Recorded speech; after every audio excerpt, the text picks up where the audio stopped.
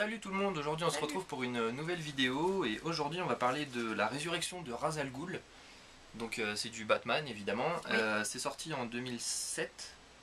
Alors les histoires à l'intérieur sont sorties en 2007, 2008 et les dernières je crois que c'est 2015. Donc, de toute façon tout est noté Ouais, voilà, en c'est noté fin. à la fin.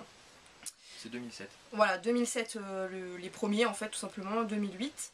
Et tout simplement l'Urban. La réédition Urban Voilà. est sortie en 2015. Donc l'année dernière. L'année dernière. Ça fait un petit bout de temps quand même maintenant. Et dedans en fait on peut retrouver les numéros, donc 670 à 671 pour Batman, plus l'annual numéro 26, le détective comics numéro 838-839, Robin numéro 168-169, plus l'annual numéro 7, Nightwing numéro 138-139, plus détective comics numéro 840 à 842. Voilà, donc ça fait énormément d'épisodes. Mais enfin ils ont bien découpé ça en fait dans le comics. Donc, voilà, c'est bien découpé, c'est bien structuré parce que c'est tout un lien en fait. C'est tout simplement l'histoire se suit vraiment. Quand on bien. lit, en fait, on n'a pas l'impression que c'est découpé ou quoi que ce soit. On a l'impression que ça fait quand même partie d'une même histoire en fait, d'un même récit. D'ailleurs, il y a 2 prologues. Ensuite, vous avez 8 chapitres en tout, c'est ça, et 2 épilogues à la fin. Donc voilà, c'est quand même assez bien réparti. Il y a combien de pages à l'intérieur? Je me rappelle plus. 312. 312 pages. 312 pages, c'est quand même un assez gros pavé. Voilà. Et il coûte 28 €. Voilà, il coûtait 28 €. Donc c'est scénarisé par Paul Dini, Grant Morrison, Fabian Nicieza, donc pas des petits quoi. Pas des petits, ouais. Des grands des comics. C'est ça. Des grands scénaristes de comics. Et après au niveau des dessinateurs, il y en a un petit peu plus. On peut retrouver notamment. Je crois que c'est au début encore. Je sais pas si je vais le retrouver. Voilà. Parce qu'en fait c'est vraiment un panel de plusieurs scénaristes et de plusieurs dessinateurs. Voilà. Et c'est pas n'importe qui. Comme c'est pas les mêmes séries en VO, comme si c'est des séries séparées, c'est-à-dire qu'il y a Nightwing, Detective Comics, Batman, etc. Robin, ouais, voilà. C'est forcément pas les mêmes scénaristes et dessinateurs, puisqu'il y a certaines séries qui sortent en même temps en fait. Donc forcément, vu que Urban nous a regroupé tout ça, du coup on a un petit panel de scénaristes et dessinateurs plutôt sympa. Oui, oui. Donc comme je le disais, au scénario on a Paul Dini, Peter Milligan, Grant Morrison, Fabian Nicieza. Et au dessin, on peut retrouver par exemple Tony Daniel, Dustin Nguyen, Don Kramer, Jason Pearson. Enfin bon voilà, il y a pas mal. Voilà. Tout est là. Je vous présente la liste, ça ira beaucoup plus vite. Donc là on retrouve le préface avec la chronologie et puis la préface. Du coup, ouais, voilà. avec la chronologie et puis les présentations des différents personnages que l'on peut. Différents personnages, ouais, les. C'est les principaux quoi. Ouais, voilà. C'est ceux qu'on retrouve vraiment du début à la fin. Batman, Nightwing, Robin, enfin les Robin du coup, parce qu'il y a Damian Wayne et puis Tim Drake. Talia al Ghul et puis Ra's al Ghul, c'est les principaux. C'est autour d'eux en fait que va tourner toute l'histoire en fait. C'est ça. Voilà, donc on commence en fait avec le prologue 1. Donc c'est Peter Milligan au scénario et David Lopez au dessin. Oui. Et c'est plutôt bien dessiné, moi j'aime bien, c'est sympa. C'est très joli. C'est très joli. Et en fait ça raconte quoi? Ça raconte Batman qui est un petit peu aux trousses de la Ligue des Assassins, en fait c'est ça, de Ra's al Ghul. En même temps on a des petits flashbacks justement sur la vie en fait de Ra's al Ghul. Et c'est plutôt très intéressant. Plutôt appréciable, puisqu'on ne connaît pas trop la vie de Ra's al Ghul, et puis on se doute pas qu'il a vécu autant de vie que ça au final. Voilà, et on remonte le temps et les différentes époques, donc c'est quand même assez impressionnant. Et c'est là qu'on se rend compte que le mec il est archi vieux quoi, c'est un truc de fou. Et non franchement c'est un très beau récit je trouve, très bien dessiné également. Voilà, et en fait je crois que d'ailleurs c'est dans cet épisode là que, voilà, comme tu disais, Batman recherche les deux scientifiques qui étaient partis je crois pour explorer et trouver des espèces de mythes ou je ne sais quoi là, dans la forêt. Oui, alors les mythes, oui c'est ça. Les insectes. En fait c'est des mythes qui ont déjà plusieurs c'est des insectes en fait qui vivent que quelques jours. Et en fait ces mythes là elles ont déjà plusieurs semaines. Et pour des insectes comme ça reviendrait à l'équivalence humaine, ça reviendrait à vivre plusieurs centaines d'années. Donc c'est pas possible. C'est pas possible. Et du coup ils cherchent, voilà, et ils tombent sur la source qui est... c'est comme un puits de Lazare quoi. Bah, en fait c'est une source d'eau et le puits de Lazare qui est caché dans la montagne se déverse dans la source. Et du coup bah, il trouve, Batman trouve du coup le repère de la Ligue des Assassins quoi. Qui se cache là où il y a le puits de Lazare au final. Bah, c'est surtout qu'il retrouve aussi également les deux corps des scientifiques, parce que justement ils étaient au mauvais endroit au mauvais moment, on va dire ça comme ça. Et voilà, mais en tout cas Batman arrive à trouver le mystère quoi, à réussir à trouver la planque de la Ligue des Assassins. Ensuite on passe au prologue numéro 2. Voilà, c'est le Robin Annual numéro 7 en fait. Ouais. Donc c'est je pense juste un... Bah ça c'est pareil, ça dure une vingtaine de pages hein, je pense. Ça dure pas très longtemps, mais c'est sympa parce que c'est un Damian Wayne en fait qui entre les deux, il est pas encore tout à fait Robin. Oui. Il n'a pas encore rejoint Batman et il a toujours les... Il s'est enfui quand même de la Ligue des Assassins, il veut pas être Ra's al Ghul en fait. Bah c'est surtout qu'il veut pas en entendre parler, au final il s'en fout complètement et lui ce qu'il veut c'est ne pas vivre sous la coupe justement de son grand-père et tout ça, et il est contre cette autorité. Donc il décide de s'enfuir et là on le retrouve en fait en Chine je crois. Oui voilà, c'est en Chine. Et donc en fait c'est une histoire assez plus ou moins macabre hein, quand même hein. Ouais, c'est un peu bizarre, un peu spécial, un peu chelou. Les dessins aussi sont un petit peu... Voilà, Jason Pearson, je l'aime bien, il dessine plutôt pas mal. Mais bon, c'est un trait qui est quand même... C'est assez spécial, voilà, montre, tiens, regarde la tête là. Voilà, c'est quand même assez particulier quand même. Ouais, c'est un peu spécial, mais bon, vu que ça dure 20 pages, au final, c'est plutôt cool. Voilà, c'est sympa. Oh, elle est belle celle-là, oui. J'aime bien cette page. Avec les fantômes. Alors du coup, pour l'histoire, donc au final, voilà, Damian Wayne va se retrouver en fait en Chine et il va se passer des trucs un petit peu chelous là où il est. Et au final, il va tomber sur un vieux chinois qui va, alors l'empoisonner, non, mais il va l'endormir en fait. Et Damian va se réveiller dans un cimetière. Et en fait il va être confronté à des espèces de fantômes, enfin de choses un peu bizarres. Alors on suppose que ça doit être des hallucinations, ce genre de choses, hein, parce que au final on découvre à la fin que c'était le spectre qui a manigancé cette mise en scène. C'est même pas le spectre en fait, c'est carrément Ra's al Ghul. Voilà. Oui, bah ça vient d'en haut. Hein. Là ce qui est intéressant c'est qu'on le voit se battre en fait contre les différents Robins, mais bon, c'est une hallucination. C'est dans sa tête quoi. Enfin, il est drogué en fait je crois. Ouais, il est drogué, il voit des trucs chelous quoi. Le vieux lui fait boire un thé drogué et du coup il hallucine complètement et en fait il arrive à tuer dans son imagination tous les Robins et à la fin c'est bien Ra's al Ghul qu'on voit. D'accord. Alors c'est Ra's al Ghul, il est masqué, il a des bandages et tout ça. D'ailleurs il me rappelle un petit peu le Locteux. Mais bon. Un petit peu, oui. Ah oui, d'ailleurs, on vous montrera juste après, mais effectivement, comme tu dis, on dirait le Locteux. C'est un petit peu ça. Ensuite, on passe directement aux 8 chapitres donc, qui suivent. Donc Batman numéro 670 là.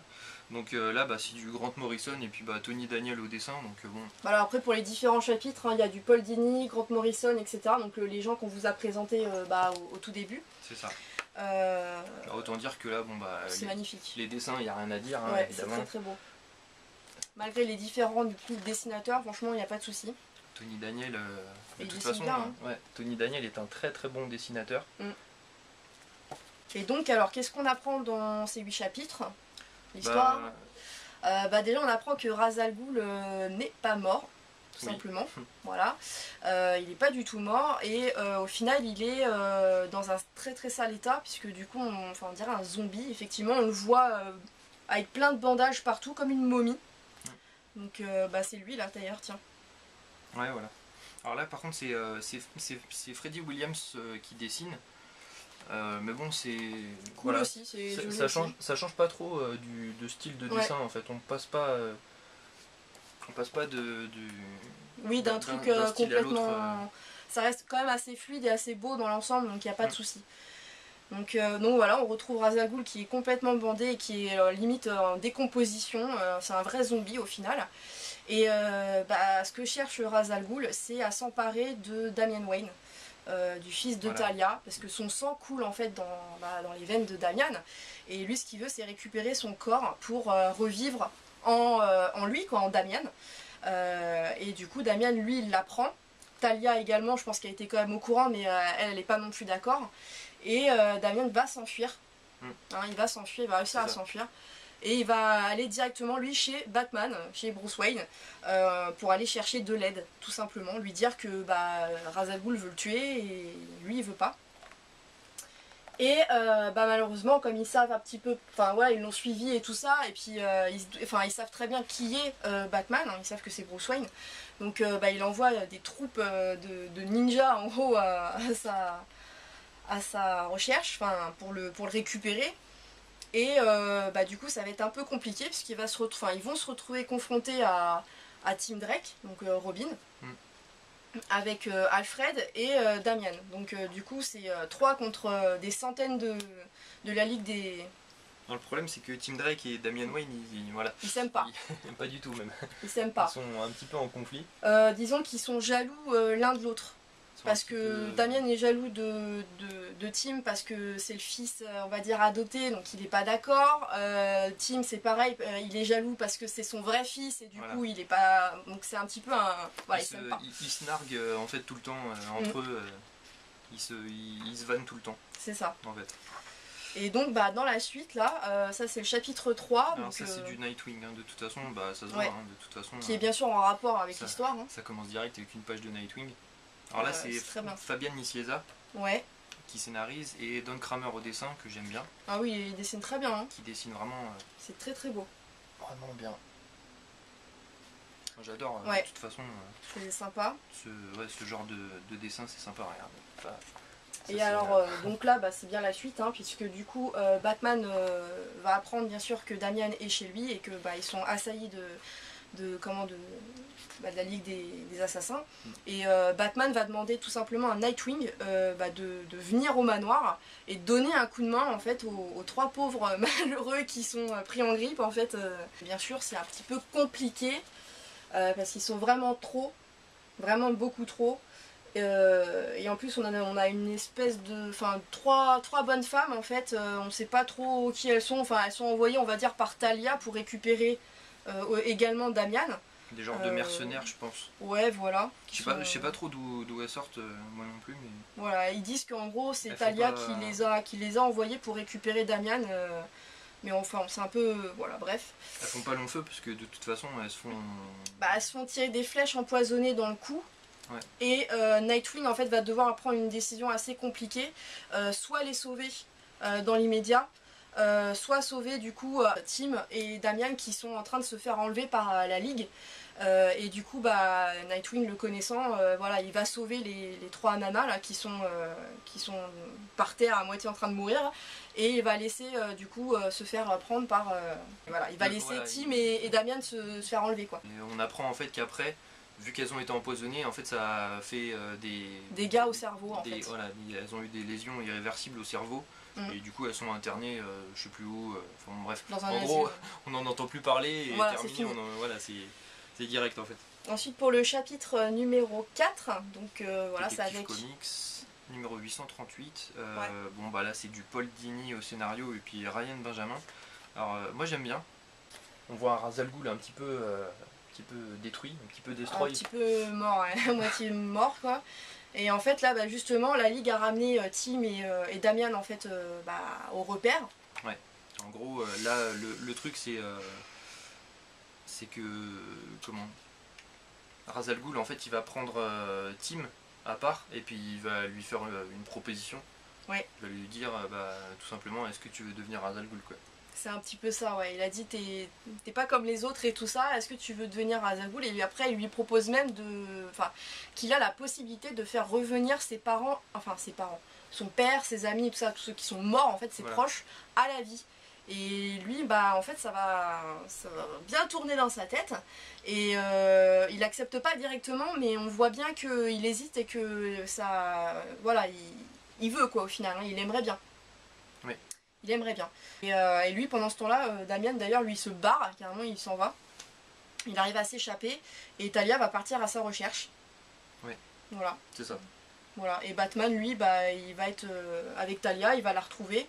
Et puis bon, ils vont être confrontés voilà, avec Ra's al Ghul qui est complètement, on dirait un vrai zombie, quoi. Il ressemble à rien du tout. Il est juste horrible. Voilà. Et donc ils vont à la recherche de Damian, qui s'est enfui. Ensuite, là, on arrive au chapitre 5. Donc on retourne sur du Batman. Vous voyez, c'est un petit peu mélangé, mais au final, on s'y retrouve. L'histoire se suit. Parce que c'est quand même une suite assez logique, au final, et c'est plutôt bien foutu. Ouais, là, c'est très joli. Et donc, ça a été scénarisé par Grant Morrison, et au dessin, c'est Tony Daniel. Donc voilà, c'est juste magnifique. Toujours pareil. Hein. C'est très très beau. Voilà. Et là, pour l'histoire, on se retrouve à Nanda Parbat. C'est ça, donc c'est la ville cachée, en fait, de... C'est une espèce de cité qui est cachée dans les montagnes. C'est un truc sacré, hein. C'est un temple sacré et tout, enfin bon, c'est un truc de fou, quoi. On sait pas trop où, et ça fait un petit peu monastère Shaolin, voilà, c'est un petit peu des moines qui vivent là-dedans, et ils détiennent à eux tout seuls le secret de la source là, de l'immortalité. C'est ça. Et du coup, on apprend que le père de Ra's al Ghul lui-même, donc le grand-père enfin l'arrière-grand-père de Damian plutôt, voilà. Est toujours vivant lui aussi, et il cherche justement cette source également en fait. Il a trouvé les puits de Lazare, il me semble, c'est ça, hein. Mais il cherche aussi cette source. Alors il y a des mercenaires qui sont engagés justement par le père de Ra's al Ghul, voilà. Pour essayer de mettre des bâtons dans les roues à tout le monde au final, hein, parce que lui ce qu'il veut c'est que même son fils n'y ait accès à rien du tout, et voilà. Et donc... Alors après, les mercenaires, je les connais pas trop. Il y en a qu'un qu'on connaît vraiment, c'est Malcolm Merlyn, c'est l'archer. Après les autres, ça me dit rien du tout. Donc voilà à quoi ça ressemble. En tout cas, c'est super joli, super bien dessiné, hein, n'empêche. Ah bah ouais. Et donc là, voilà, on se retrouve avec Batman, Ra's al Ghul. Ra's al Ghul zombie. Ouais, c'est ça, toujours en mode zombie, bien sûr. Et donc en fait voilà, Ra's al Ghul va proposer un marché à Batman en lui disant conduis-moi jusqu'à Nanda Parbat, aide-moi en fait à redevenir vivant. Et donc du coup Batman va le conduire à Nanda Parbat, puisque Batman est au courant de là où ça se situe. Ils se rendent compte en arrivant que Nanda Parbat, puisqu'on la voit en feu, on la voit en feu et tout ça, donc c'est un sacré bordel. Donc ils se demandent bien qui c'est que ça peut être, et Ra's al Ghul lui apparemment il est déjà au courant. Il sait que c'est son père en fait qui a fait ça. Donc du coup bien sûr ils vont atterrir en plein milieu de Nanda Parbat, ils vont se battre contre les mercenaires. C'est ça. Donc vas-y. Hein. Alors là on retrouve un Batman assez spécial avec une armure un peu spéciale pour l'occasion. En fait c'est Talia al Ghul qui lui a donné. Ouais. Donc la fille de Ra's al Ghul. Qui lui a donné, et justement c'est la suite en fait du bouquin. Batman va faire des recherches sur l'histoire de cette armure, et en fait on va apprendre qu'elle appartenait à l'ordre de Saint-Dumas. Oui, c'est ça, et qu'elle a été portée par Geoffroy de Cantona. Geoffroy de Cantona. Oui, c'est ça. Qui était en fait un... Alors ils l'ont fait passer pour un saint, et au final c'était lui le meurtrier. Ouais, voilà, c'est ça. Tout simplement. Et... Alors pour l'anecdote, l'ordre de Saint-Dumas c'est Azraël. C'est celui qui... Voilà, c'est Azraël fait partie de l'ordre de Saint-Dumas. Voilà. Et donc là on en revient donc du coup avec le père de Ra's al Ghul. Et en fait il est super fort, hein. Son père est vraiment très très fort, il est beaucoup plus fort que Ra's al Ghul lui-même. Donc évidemment ils vont se foutre sur la tronche. Voilà. Ils vont se foutre dessus, et bien sûr voilà, le père de Ra's al Ghul dit à Batman je suis très fort au combat mais je peux tenir qu'une minute. Donc Batman fait tout pour tenir les 1 minute. Ra's al Ghul lui est à terre parce que son père lui a foutu un coup de poignard je crois dans le bide.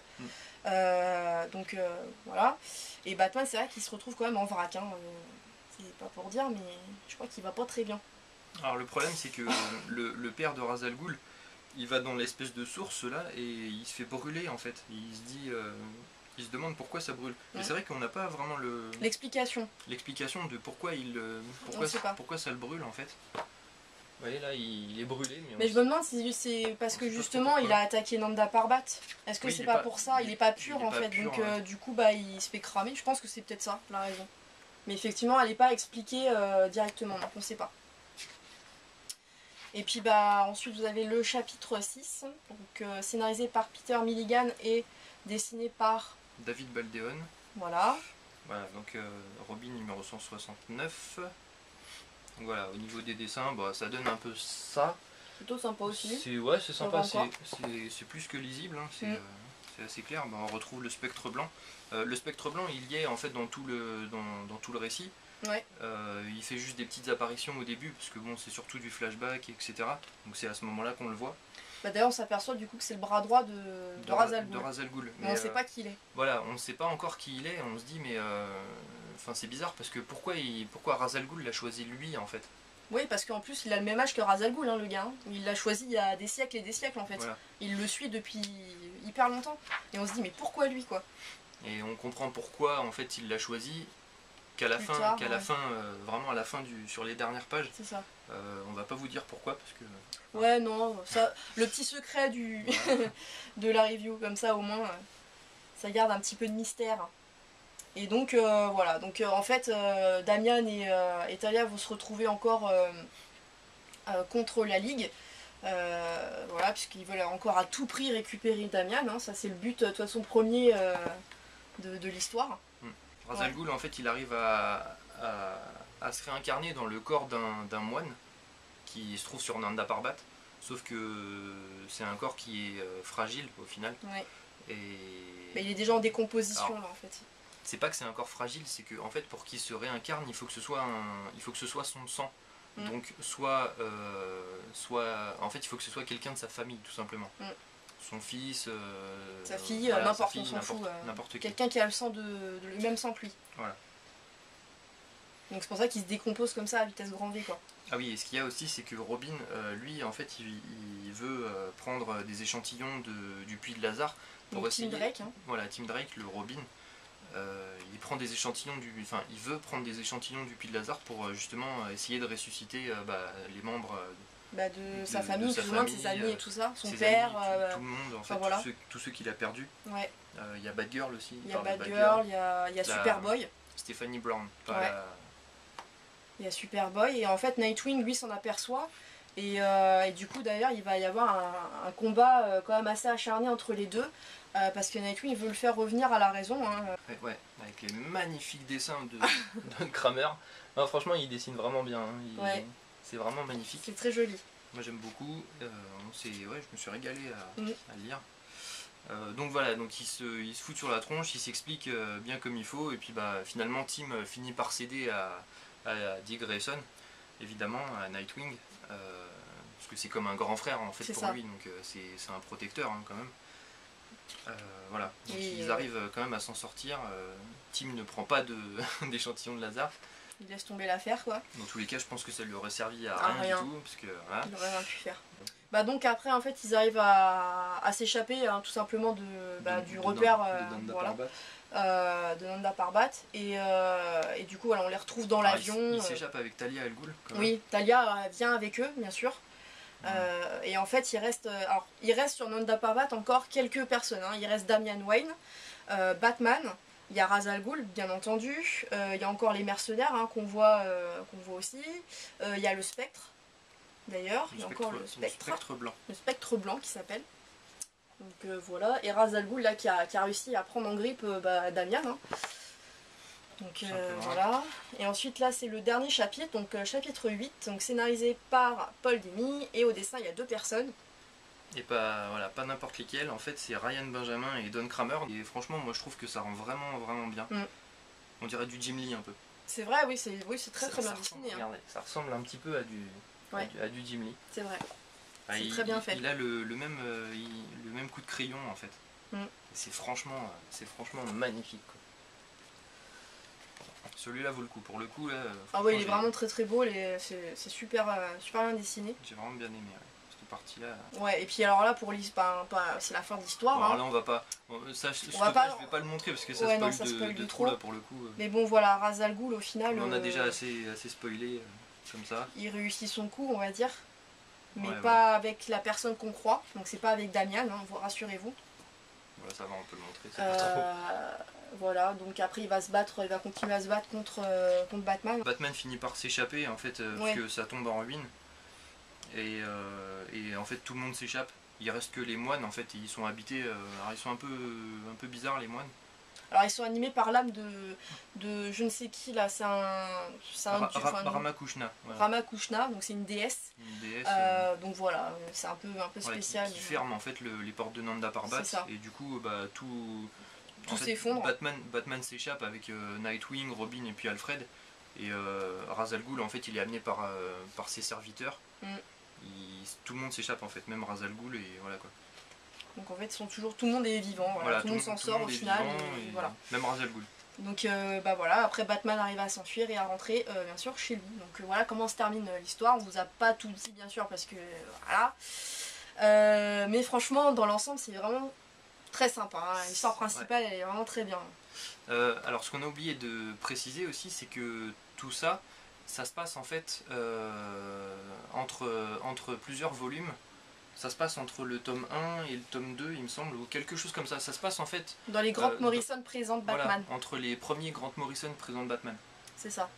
Donc vous pouvez lire parce que moi, il n'y a pas de référence, je pense à réellement... je pense que ça fait partie des Grant Morrison.